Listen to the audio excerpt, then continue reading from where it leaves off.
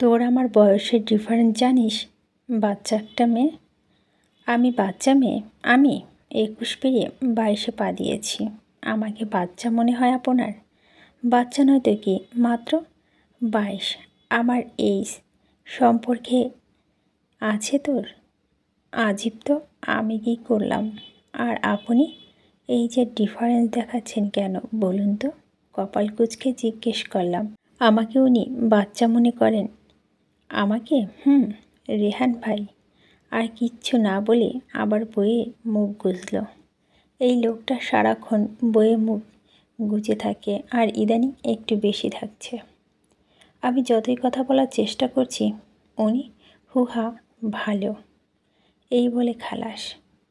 ভাব দেখলে গা জ্বলে যায়। সেই কখন থেকে ব্যালকনিতে এসে দাঁড়িয়ে আছি, একবারে বসতেও বলেনি। আমি বকবক করেই যাচ্ছি, অথচ উনি বই পড়ছেন। লাভ ম্যারেজ নাকি অ্যারেঞ্জ ম্যারেজ, কোনটা ভালো জিজ্ঞেস করতে এতগুলো কথা শোনালেন, এই ডিফারেন্স দেখালেন।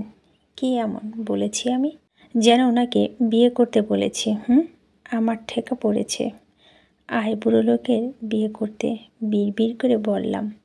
উফ, এই তুই একটু চুপ করে থাকতে জানিস না? সারাক্ষণ এত কথা বলিস কেন শুনি? রেহান ভাই বিরক্ত হয়ে হাত থেকে বইটা রেখে আমার দিকে তাকিয়ে আছে। ঠিক আছে, আর কথা বলবো না, আর আসবো না আপনার কাছে। কফি দিতে এসেছিলাম, এখন থেকে নিজে কফি নিজে করে নেবেন। কথাগুলো বলে হন হন করে চলে আসলাম। আর যাব না, জীবনও যাব না এই লোকটার কাছে। রাগে দুঃখে চোখের পানি চলে এসেছে। এই লোকটা এমন কেন? উনি কি আমি? ও ঠিক করে ফেলি, আর যাব না ওনার কাছে। পরদিন ভার্সিটিতে যাইনি। রোজ সন্ধ্যার ঠিক আগে আগে বাগানে যেতাম, যেটা যায়নি। রাতে ফুপি এসে বলল, কিরে হীরা, আসিসনি কেন আজ? তোর শরীর খারাপ? না পুপি, বের হতে ইচ্ছে করেনি, সারাদিন রুমেই ছিলাম। হ্যাঁ তাই বল। আমি ভাবলাম শরীর খারাপ করলো কি না। সারাদিন আজ অবসর পাইনি আসার জন্য। পরদিন ভার্সিটি থেকে ফিরে ঘুমাচ্ছিলাম, বিকেলবেলায় ফোনে ঘুম ভাঙলো। হ্যালো, এখনও পড়ে ঘুমাচ্ছিস কেন? ঘুমাতেও মানা আছে নাকি? হ্যাঁ আছে বই কি, চট করে চলে আস, তাড়াতাড়ি আসবি বলি রেহান ভাই ফোন রেখে দেন। রেহান ভাই আমার কাজিন। আমাদের বাড়ি একদম পাশাপাশি, বিশাল এরিয়া, পাশাপাশি দুটো বাড়ি। উনি একজন ভার্সিটি টিচার, তবে আমি ওনার ছাত্রী নই। মিজান আঙ্কেলের সাথে আমার একমাত্র ফুফির বিয়ে হয়। আব্বু আর মিজান আঙ্কেল দুজনই একসাথে আর্মিতে ছিলেন, দুজনই খুব ভালো বন্ধু ছিল।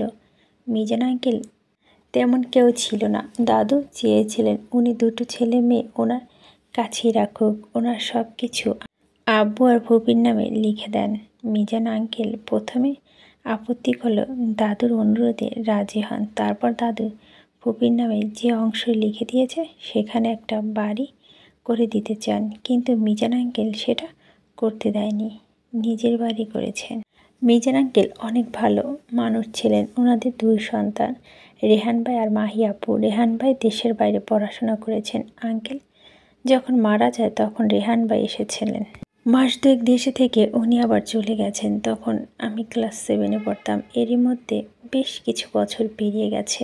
মাহি আপু যখন মেডিকেলে চান্স পেয়ে চট্টগ্রামে চলে গেল, ফুপি তখন একা হয়ে পড়েন। যদিও আমরা ছিলাম, আমি ফুপির কাছে বেশি থাকতাম, আর সারাদিন সবাই এ বাসা ও বাসা আসা যাওয়া হতো। দুটো বাড়ি যে আলাদা কখনো মনেই হয়নি। কিন্তু একটা সময় ফুপি অসুস্থ হয়ে বিছানায় পড়েন। মেয়ে চট্টগ্রামে মেডিকেলে পড়েন, আশা খুব একটা সুযোগ পায় না। আর ছেলেটা সে তো বিদেশে পড়ে আছে। রেহান ভাই পড়াশোনা শেষ করে সেখানে একটা ভার্সিটিতে জয়েন করেন। ওনার না ফেরার চিন্তা ছিল, তাই ফুপিকে নিয়ে যাবার অনেক চেষ্টা করেছে, কিন্তু ফুপি কিছুতেই রাজি হয়নি। সেই চিন্তায় ফুপি এই অবস্থা, যার জন্য বাধ্য হয়ে রেহান ভাই দেশে ফিরে আসেন। তারপর আর ফিরে যায়নি। প্রায় 2 বছর হয়ে গেছে। দেশে ফিরে উনি একটা ভার্সিটিতে জয়েন করেছেন। রেহান ভাইয়ের বয়স 34। ওনার ধারণা আমি ওনার হাঁটুর বয়সী। রেহান ভাইয়ের ফোন পেয়ে যাব কি যাব না ভাবতে ভাবতে চলেই গেলাম। দেখা যাক কেন ডেকেছেন। কলিং বেল চাপার সাথে সাথে দরজা খুলে গেল। ভিতরে আয়। ভিতরে ঢুকতে উনি আমাকে ব্যালকনিতে নিয়ে গেলেন। বস। আমাকে বসিয়ে উনি ভিতরে চলে গেলেন। কিছুক্ষণ পর ফিরে আসেন। হাতে দুটো কফির মগ। একটা আমাকে দিকে এগিয়ে দিলেন। হাতে নিতে নিতে বললাম, বাহ, সূর্য আজ কোন দিকে উঠল কেন বলতো? না, এমনি। আপনি কপি করে খাওয়াচ্ছেন তাই বললাম। কেন, আমি কি কপি করে খাওয়াতে পারি না? প্রতিদিন তো তুই কপি করে আমাকে খাওয়াস, আজ না হয় আমি করলাম বলি। একটু মুচকি হাসলো। ইস, এই লোকটা এভাবে কেন হাসে? এই হাসিটা, ধুর, আমার কি, সবই বুঝলাম, কিন্তু ঘটা করে ডেকে আনা হয়েছে কেন? কফির জন্য? শুধু কফির জন্য বলে ভুল হবে। শুদ্ধটা কি শুনি। দাঁড়া, কফিটা শেষ করে নিই। কফি শেষ করে উনি আবার রুমে গেলেন। দেখ কি এনেছি। ওনার হাতে দিকে তাকিয়ে আমি খুশিতে লাফিয়ে উঠলাম। ইস, কত সুন্দর। রেহান ভাইয়ের হাতে একটা পিঞ্জিরা, দুটো ধবধবে সাদা খরগোশের বাচ্চা। কি যে সুন্দর। আমি হাতে নিলাম। কি সফট সফট। তোর পছন্দ হয়েছে? হয়েছে মানে খুব হয়েছে। নিয়ে যা আমার জন্য। দেখে ভালো লাগলো তাই নিয়ে আসলাম। তোর ভালো লেগেছে যখন তুই নিয়ে যা। আমার এখানে দেখাশোনার প্রবলেম। আম্মু এসব করতে পারে না, আর আমার সময় কই। আমি খরগোশগুলোকে নিয়ে বাগানে ছেড়ে দিলাম। সারা বাগান ছুটছে, লুকোচ্ছে, কচি কচি ঘাস খাচ্ছে। সত্যি অনেক ভালো লাগছে আমার। রেহান ভাই জানালা দিয়ে দেখছেন। রাতে খাবার টেবিলে আব্বু আম্মু বললেন, একটা ভালো মেয়ের সন্ধান পেয়েছি। তাই নাকি আব্বু? আরিফ তো এখনও বাচ্চা, ওকে এখনই বিয়ে দিয়ে দেবে? বাল্যবিবাহ হয়ে যাবে না? আরিফ আমার দিকে তাকিয়ে কটমটো করছে। আমিও চোখ টিপানি মারলাম। গাধি, আমার জন্য না, রেহান ভাইয়ের জন্য। দিয়া হাসতে হাসতে বলো, তুই তো মনে মনে আফসোস করছিস। রেহান ভাইয়া জায়গায় কেন তোর হলো না? দিয়া আরিফ দুজনে জমজ, ইন্টারমিডিয়েটের সেকেন্ড ইয়ারে পড়ে। একটু থামবি তোরা? সারাক্ষণ বাসা মাথায় করে রাখো। শান্তিতে কথা শুনবো তার উপায় নেই। আম্মু আমাদের ধমকে থামিয়ে দিয়ে আব্বুকে জিজ্ঞেস করলেন, মেয়ে কী করে? বিস্তারিত বলো তো। মেয়ে একটা কলেজে চাকরি করে, ভালো ফ্যামিলি। রেনু আপা আগামীকালই মেয়ে দেখতে যেতে চাইছেন। তাহলে ভালোই হয়েছে। যাক বাবা, এবার যদি রেহানটা বিয়ে করতে রাজি হয়। এইসব আলোচনা শুনতে আমার ভালো লাগছে না। আমি উঠে পড়লাম। কিরে, উঠে পড়লি কেন? খাওয়া শেষ কর। আমার খাওয়া শেষ আম্মু। আমারও শেষ বলে দিয়া উঠে পড়ল। আমি রুমে চলে আসি। রেহান ভাই এবার সত্যি বিয়ে করে ফেলবেন, করুক, আমার তাতে কি। পরদিন বিকেলে আব্বু আম্মু সহ সবাই মেয়ে দেখতে চলে গেলাম। আমি যাইনি। আম্মু ফুপি অনেক জোর করেছে, কিন্তু সকাল থেকে আমার খুব মাথা ধরেছে। আমি আর যেতে পারিনি, বাসা থেকেই গেলাম। সারাদিন শুয়ে থেকে আমার ভালো লাগছে না। একটু বাগানে গিয়ে খরগোশ দুটোকে ছেড়ে দিয়ে কানে হেডফোন গুঁজে বসে আছি। হঠাৎ কাঁধে কারো হাতের স্পর্শ পেয়ে চমকে উঠি। তাকিয়ে দেখি রেহান ভাইয়া দাঁড়িয়ে আছে। কিরে, কখন থেকে ডাকছি, শুনতে পাস না? এটা লাগিয়ে বসে আছেন উনি। আমার কান থেকে হেডফোন টেনে খুলে ফেললেন। আপনি এখানে কেন? যাননি কোথায়? এই যে তারা সবাই গেল মেয়ে দেখতে। না, তুই যাসনি কেন? বসতে বসতে বললেন। আমার মাথা ধরেছিল তাই। কিছু সময় চুপচাপ বসে দুজনে। তোর পড়াশোনা কেমন চলছে? যে ভালো, পরীক্ষা বেশি দেরি নেই, ভালো করে পড়াশোনা কর, আর আজে বাজে চিন্তা মাথা থেকে ঝেড়ে ফেলে। কি ঝেড়ে ফেলবো? গুড। রেহান ভাই আর কিছু না বলে কিছু সময় চুপচাপ বসে থেকে চলে যাচ্ছেন। কিছু দূর যাবার পর থেমে গেলেন। আমি একটা খরগোশ কোলে নিয়ে ঘাস খাওয়াচ্ছি। হীরা, রেহান ভাইয়ের ডাক শুনে সামনে তাকালাম। খরগোশ দুটো তো জন্য এনেছিলাম বলে বাসার ভিতর চলে গেলাম। রেহান ভাইয়ের জন্য মেয়ে দেখে সবাই খুব খুশি মনে ফিরে আসলো। মেয়ে সবার পছন্দ হয়েছে। আগামীকাল মেয়ের বাড়ি থেকে লোক আসবে। আম্মু ফুফিকে দেখলাম এসে ব্যস্ত হয়ে পড়েছে।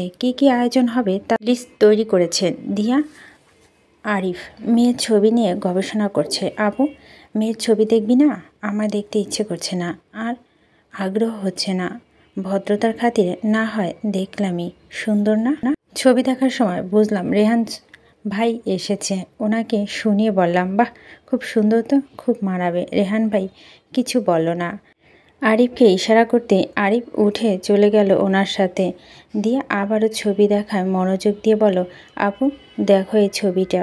ধুর, তুই দেখ বলে আমি উঠে চলে গেলাম। আরিফ আর দিয়া আমার ছোট হলেও আমাকে তুই করে ডাকে।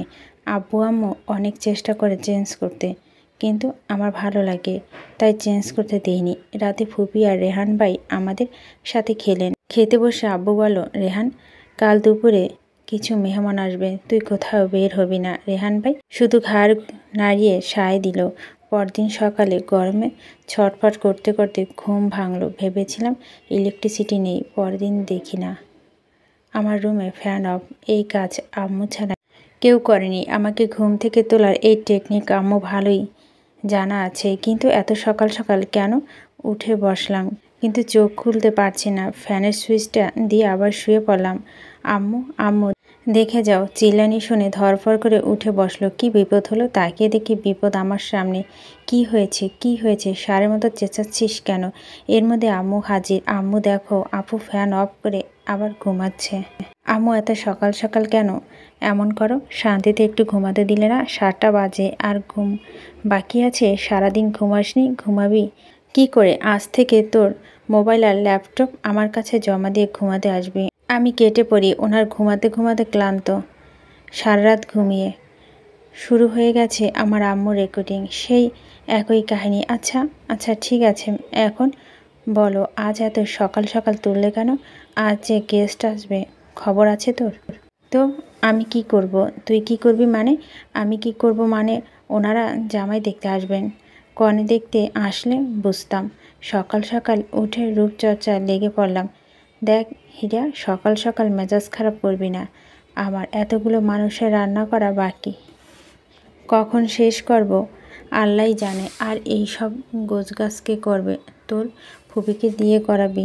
ফুপি কেন করবে? মানুষ তো আছে যারা করুক। আমি ঘুমাবো, যেতে পারবো না। আম্মু আমার দিকে যে দৃষ্টিতে তাকালো।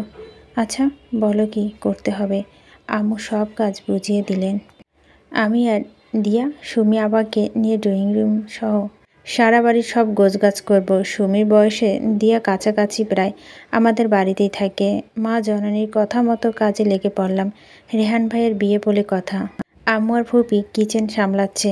প্রায় 12:30 বাজে। এমন সময় আব্বু কোথা থেকে এসে আম্মুকে আর ফুপিকে ডাকলেন। আমি কিচেনের সামনে দিয়ে যাচ্ছিলাম। আমাকে দেখে আম্মু ডাক দিলেন, এই হ্যাঁ, একটু এদিকে আয়। হ্যাঁ বলো। তোর আব্বু ডাকছে, তুই একটু মাছটা উল্টে দিস, না হলে পুড়ে যাবে। আচ্ছা আমি দিচ্ছি, যাও তোমরা। আম্মু আর ফুপি চলে গেল। আচ্ছা সত্যি কি রেহান ভাইকে বিয়ে করবেন? অন্যবার তো মেয়ে দেখতে যাওয়ার কথা শুনে রেগে যেতেন, এবার ইদানিং একটু বেশি অ্যাভয়েড করছেন আমাকে। নিজের থেকে যেন একটা গ্যাপ রেখে চলছেন। আমার সাথে কেন এমন করে? আমার ভিতরটা কেমন করছে।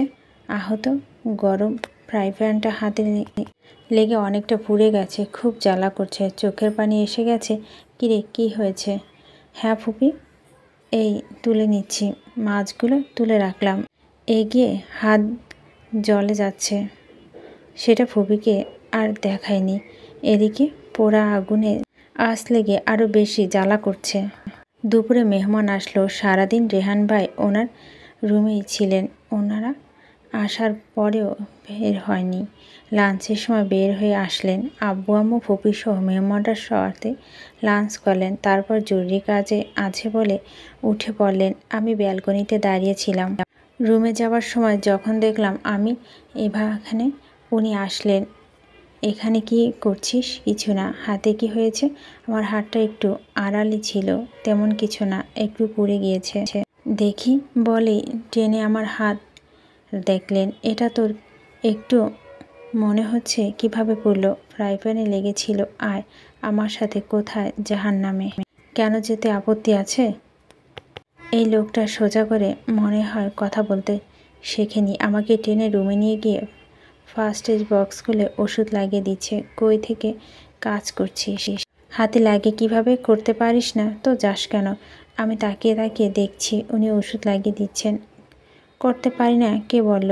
আমি খুব ভালোই রান্না করতে পারি। জানি যে একটু সাবধানে করতে পারিস না। কতটুকু পুড়ে গেছিল? নিশ্চয় খুব জ্বালা করছে। করেছে তো, খুব জ্বালা করছে। রেহান ভাই এবার শুধু তাকালেন আমার দিকে। রেডি হয়ে নে। কেন? আমার সাথে বের হবি। এখন? তো কখন? বাসায় গেস্ট আছে। এখন বের হবে কিভাবে? গেস্ট আছে তো। কি প্রবলেম? তোকে দেখতে আসছে, সেজেগুজে সামনে যাবি? আবার তেরা তেরা কথা শুরু করেছে। সোজা কথা কি বের হয় না মুখ থেকে? আমার কিছু না, তবে আমার পেটে জ্বালা করছে। পেটে জ্বালা করছে কেন? খিদে পেয়েছে, আমি খাইনি এখনো। এত সময় হয়ে গেছে, খাসনি? যা তাড়াতাড়ি খেয়ে আয়। গেস্ট এসেছে রেহান ভাইকে দেখতে। এখন ওনাদের সামনে আমাকে নিয়ে উনি বেরিয়ে যাবেন, এটা ভালো দেখায় না। ওনারা কি না কি ভাবলেন। যদিও রেহান ভাই কখনো কারো ভাবনার তোয়াক্কা করে না, কিন্তু আমার কাছে ভালো লাগছে না, তাই ইচ্ছে করে লেট করলাম। গেস্টটা চলে গেছে, ওনাদের অনেক পছন্দ হয়েছে ওনাদের। এখন শুধু রেহান ভাই মেয়েকে দেখবেন, তারপর এঙ্গেজমেন্ট হবে, আর সেই দিনই বিয়ে, তারিখ ঠিক করা হবে। রেহান ভাই আমাকে নিয়ে বের হবার সময় বলল, মা, হীরাকে নিয়ে একটু ডাক্তারের কাছে যাচ্ছি। সবাই চমকে উঠল। হীরা কি হয়েছে? হাত পুড়ে গেছে, কাউকে দেখায়নি? ও মা, কখন পুড়ল? আম্মু আর্তনাদ করে উঠল। কিরে, বললি না কেন? কিভাবে পুড়ল? মা চুলটাতে গিয়ে দেখেছো? কই, আমাকে তো তখন বললি না? সবাই খুব বকাঝকা করলো। ডাক্তার ড্রেসিং করে আর অনেক ওষুধ দিয়ে দিলেন। হাতের কবজি ঠিক নিচে পড়েছে। ডাক্তার দেখে ফেরার সময় আমি চুপচাপ বসে আছি। রেহান ভাই ড্রাইভ করছেন, তোকে কিছু কথা বলা দরকার। রেহান ভাই গাড়িটা রাস্তার পাশে সাইড করে রেখে কিছু সময় চুপচাপ বসে থাকে।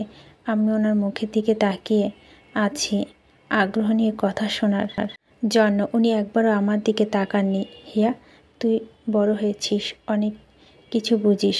আমি বুঝি তোর মনের কি চলছে, তুই আমাকে নিয়ে কি ভাবছিস। সত্যি আপনি বুঝেন? তুই যা ভাবছিস তা সম্ভব না। আমি কি ভাবছি? আমার এমন প্রশ্নে রেহান ভাই কিছুটা অপ্রস্তুত হয়ে গেছে। দেখ, আমি কিছু কথা বলছি, আমিও সিরিয়াসলি শুনছিস না? আপনি কি সত্যি বিয়ে করবেন? জানি না। আচ্ছা, কেন সম্ভব না? তুই আমার 12 বছরের ছোট বাচ্চা একটা মেয়ে, দুটো পরিবার কখনো আমার কেউ আলাদা করে দেখেনি। বুঝতে পারছিস? মামা মামি যদি এসব শুনে, ওনারা কীভাবে? তাছাড়া কি? তুই ভালো করে জানিস আমি এসব নিয়ে কিছু ভাবি না।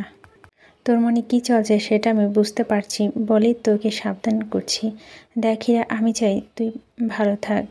মন ভাঙলে সহ্য করতে পারবি না। তোকে কষ্ট দেওয়ার কোনো ইচ্ছেই নেই আমার, তাই তোকে পরিষ্কার করে বলে দিচ্ছি, এটা সম্ভব না। রেহান ভাই এক শ্বাসের কথাগুলো বললে। ওনার কথা শুনে আমার চোখের পানি চলে এসেছে। অনেক তো কারণে ব্যাখ্যা করলেন। একটা কথা সত্যি করে বলেন, কি আমার জন্য কি আপনার মনে কোনো জায়গা নেই? থাকবে না কেন? মাহি, দিয়া, আরিফের যেমন জায়গা আছে তোরও আছে। আমি আরফিনকে ভুলতে পারিনি, ভুলতে পারবো কি না জানি না। ওনার কথা শুনে আমার মুখ থেকে একটা কথাও বের হচ্ছে না। মাথা নিচু করে বসে আছি, চোখ থেকে টপ টপ করে পানি পড়ছে। আমি চেষ্টা করছি সামলে নিতে, কিন্তু পারছি না। রেহান ভাই আমাকে এভাবে কাঁদতে দেখে একটু ঘাবড়ে গেল। হিয়া, কি করছিস? আমি তো জানতাম তুই স্ট্রং একটা মেয়ে, বাচ্চাদের মতো কাঁদছিস। আমি নিজেকে সামলে নিলাম। রেহান ভাইয়ের দিকে তাকিয়ে বললাম, আমি তো অনেক জ্বালিয়েছি আপনাকে। আর জ্বালাতন করব না, আপনি বিয়ে করে নিন। রেহান ভাই মৃদু হেসে আলতো করে আমার চোখে পানি মুছে দিল। চল এখন যাওয়া যাক, অনেক দেরি হয়ে গেছে, আমার বাসা ফিরছি।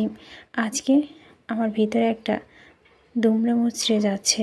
এতদিন ভাবতাম উনি আমায় অনুভূতি বোঝেন না, কিন্তু আজ আমাকে কিছুই বলতে হয়নি, উনি সবটা জানেন, বুঝেন। আর বুঝে শুনেই উনি ফিরিয়ে দিলেন। আমার অনুভূতিগুলো তাকে স্পর্শ করেছে, কিন্তু তার মন স্পর্শ করতে পারেনি। আমি বাইরের দিকে তাকিয়ে আকাশ দেখছি, আকাশে মেঘ জমেছে, বৃষ্টি হবে বোধহয়। আমার মনেও মেঘ জমেছে, ঝড় উঠেছে, কিন্তু চোখে বৃষ্টি থেমে গেছে। দেখতে দেখতে 4-5 দিন কেটে গেছে। আমার হাতের অবস্থা অনেকটা ভালো। এই কয়েকদিন কোথাও বের হয়নি। আজ নাকি রেহান ভাই এই মেয়েটার সাথে দেখা করার কথা। সবাই খুব এক্সাইটেড, টান টান উত্তেজনা সবার মধ্যে, ঠিক যেন খেলার শেষ মুহূর্তে শেষ বলে একটা রান অথবা 1 উইকেট দরকার। রেহান ভাই বিয়েটা এখনই পর্যায়ে এসে গেছে। এতদিনে কম মেয়ে দেখেনি, কিন্তু রেহান ভাই কাউকে দেখতে যায়নি, সব আব্বু আম্মু ফুপি দেখেছেন। আজ যখন রেহান ভাই দেখা করতে রাজি হয়েছে, তাই সবাই এক্সাইটেড থাকবে, সেটাই স্বাভাবিক। রেহান বিয়ে না করার পিছনে একটা কারণ আছে, সেটা সবাই জানে, কিন্তু এটা সবাই স্বাভাবিকভাবে নিল। রেহান নিতে পারেনি, তাই বিয়ে করতে না বলে জিদ ধরে আছে। রেহান যখন বাইরে ছিল তখন আরফিন নামে একটা মেয়ের সাথে পরিচয় হয়, তারপর বন্ধুত্ব থেকে প্রেম, প্রায় 5 বছর রিলেশন। রেহানের বিয়ের প্রস্তুতি নিচ্ছিল। তার মা প্রথমে রাজি ছিল না, কারণ রেহান সেখানে সেটেল হওয়ার চিন্তা করেছিল। তারপর সবাই বোঝানোর পর ছেলের কথা চিন্তা করে রাজি হলেন। রেহানের মা রাজি হওয়ার পর রেহান তার সিদ্ধান্ত চেঞ্জ করে, বিয়ে করে দেশে ফিরে আসবে। এঙ্গেজমেন্টের আয়োজন হলো। রেহানের কিছু বন্ধুবান্ধব উপস্থিত ছিল, কিন্তু আরফিন আসেনি। তার ফোন সুইচ অফ। অনেকবার ট্রাই করেও আরফিনের সাথে যোগাযোগ করা যায়নি। সবাই অপেক্ষা করে যখন চলে যাবে তখনই আরফিন এলো, এঙ্গেজমেন্ট হলো। রেহান খুব এক্সাইটেড ছিল, সব বিয়ের শপিং শুরু করে দিল। সেখানে একা, পরিবারে কেউ নেই, তাই সব কিছু ওকে সামলাতে হবে। এঙ্গেজমেন্ট আর 10 দিন পরে হঠাৎ একদিন আরফিন এসে উপস্থিত, তাও প্রায় রাত 11টায়। আরে রিন, তুমি এই সময় এখানে? রেহান, তোমার সাথে জরুরি কিছু কথা বলতে এসেছি, ভিতরে আসতে বলবে না? অফকোর্স, এসো, ভিতরে এসো। কি এমন কথা, সন্ধ্যা তো দেখা হলো, তখন তো কিছু বললে না। অনেক ভাবলাম কি করা উচিত, আমি বুঝতে পারছিলাম না। এখন আমি মাইন্ড স্থির করে ফেলেছি। কি ব্যাপার মেয়ে? সবাই রিন বলে ডাকে। তুমি কি নিয়ে কথা বলতে চাইছো? আমি বুঝতে পারছি না। তুমি কি সত্যি বিয়ের পরে দেশে ফিরে যেতে চাও? রিন, এটা নিয়ে আমার আগেই কথা বলছি, তাই না? আমার আম্মু একা সেখানে, উনি কিছুতেই এখানে আসতে রাজি হচ্ছে না। মাহির বিয়ে হয়ে গেলে উনি একদম একা হয়ে পড়বেন। উনি আমাদের বিয়েতে মত দিয়েছেন। এখন ছেলে হিসেবে আমার দায়িত্ব পালন করব না? ওকে, তাহলে আজ ফাইনাল ডিসিশন হোক। এঙ্গেজমেন্ট হয়ে গেছে, এখন আর কি ডিসিশন বাকি? বিয়ে তো হয়ে যায়নি। কি বলতে চাইছো রিন? রেহান, কাম অন, বিয়ে ছোটোখাটো কোনো বিষয় না, সারা জীবনের ব্যাপার। আমি যদি হ্যাপি নাই থাকতে পারলাম, সে বিয়ের কোনো মানে আছে? তুমি আমার সাথে হ্যাপি নও? অফকোর্স হ্যাপি, বাট তুমি জানো আমি সেই ছোট্টবেলা থেকে এখানে, আমার পুরো পরিবার এখানে। ইনফ্যাক্ট দেশে আমাদের খুব কম আত্মীয় স্বজন আছে। এখন আমি তোমার সাথে দেশে ফিরে কমফোর্ট ফিল করব? আমি এখানে অভ্যস্ত। তুমিও বলছিলে এখানেই থাকবে, কিন্তু এখন চাইছো ফিরে যেতে। আমার দিকে কি তোমার ইম্পর্টেন্ট মনে হচ্ছে না? মনে হচ্ছে তোমার দিকটাও আমার দিকটাও। এখানে আমি এত ভালো একটা জব করি, সেটাও ছাড়তে হবে, ফ্যামিলি ছেড়ে যেতে হবে। Rehan please try to understand. আমি এখানেই থাকতে চাই, হয়তো কয়েক বছর থাকতো এখানে, কিন্তু আমার পক্ষে সারা জীবন এখানে থাকা সম্ভব না, এটাই ফাইনাল কথা। হ্যাঁ, এবার তুমি ঠিক করো, তুমি কি করবে? এমন তো নয় তুমি দেশে গেলে আর পরিবারের সাথে দেখা করতে পারবে না, যখন ইচ্ছে আসতে পারবে। সরি রেহান, আমার পক্ষে দেশে থাকা সম্ভব না। তাহলে তো তুমি সিদ্ধান্ত নিয়েই ফেলেছ, তুমি এর সমাধান দিতে পারো। তুমি এখান থেকে গেলে সব সমস্যার সমাধান হয়ে যায়। প্লিজ রেহান, আসলে আমি সমাধান দিব।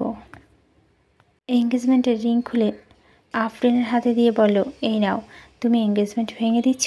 বড় বড় চোখ করে আফরিন চেঁচিয়ে জিজ্ঞেস করলো, ভেঙে দিচ্ছি না, সমাধান দিচ্ছি। তোমার সিদ্ধান্ত বহাল থাকলে এই রিং দিয়ে চলে যাও। আর যদি মনে করো তুমি আমার থাকবে যে কোনো পরিস্থিতিতে, তাহলে ফিরে এসো, আমি অপেক্ষা করব। এত বছর রিলেশন ভেঙে দিবে? আমি ভাঙতে চাচ্ছি না রিন, তুমি চাইছো, এখন সিদ্ধান্ত তোমার। রিন কিছু অনেক সময় মাথা নিচু করে দুহাতে মুখ ঢেকে বসে থাকে, তারপরে উঠে বলল, ঠিক আছে রেহান, সারা জীবন অশান্তি করার চাইতে সাময়িক কষ্ট সহ্য করা আমার কাছে বেটার মনে হচ্ছে।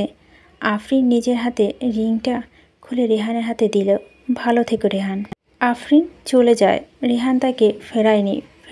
রেহান ভেবেছিল কিছুদিন পর নিজের ভুল বুঝতে পেরে রিন ঠিক ফিরে আসবে, কিন্তু রেহানের ভুল প্রমাণ করে 2 মাসের মাথায় রিন বিয়ে করে ফেলে। রেহান ভাবতেই পারেনি 5 বছর রিলেশন এভাবে শেষ করে দিল। আর রিন সত্যি বিয়ে করে ফেলবে এটাও চিন্তা করেনি। অভিমানে যোগাযোগ করেনি ঠিক, কিন্তু সারাক্ষণ আফরিনের কথা ভাবছে। এই ঘটনার পর রেহান খুব আপসেট হয়ে পড়ে। দিন দিন আরও খারাপ হতে থাকে রেহানের অবস্থা। ওর মা তখন চিন্তায় অসুস্থ হয়ে পড়েন, আর রেহানে বাধ্য হয়ে ফিরে আসে মায়ের জন্য, কিন্তু বিয়েটা আর করেনি।